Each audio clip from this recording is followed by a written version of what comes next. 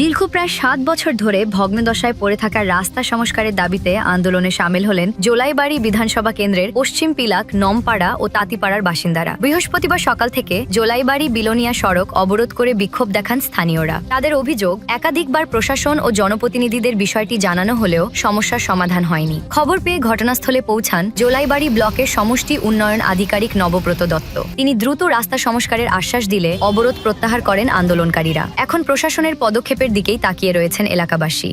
পিলাক পঞ্চায়েতে একটা পথ অবরোধ হয়েছে, তো এখানে কিছু রাস্তার বাজে অবস্থা, পাড়ার রাস্তা, তো এগুলি নিয়ে লোকজনে অবরোধ করা হয়েছে।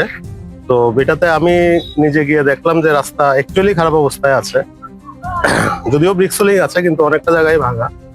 তো একটা রাস্তা আমরা পিডাব্লিউডি কে হস্তান্তর করার সিদ্ধান্ত নেওয়া হয়েছে। আমার কথা হয়েছে দপ্তরের সাথে, জায়গা রাস্তাটা যত বড় যে সাইজ আছে এটা দেওয়া যাবে, তো সেটার জন্য আমরা প্রসেস করব। আর আরেকটা রাস্তা যেটা আছে এটা আমরা মেনটেনেন্সের কাজ এখন শুরু করব, পরবর্তীতে ভিবিজি রামজি প্রজেক্টের আন্ডারে এটাতে সিসি রোডের জন্য আমরা একটা প্রস্তাব রাখবো।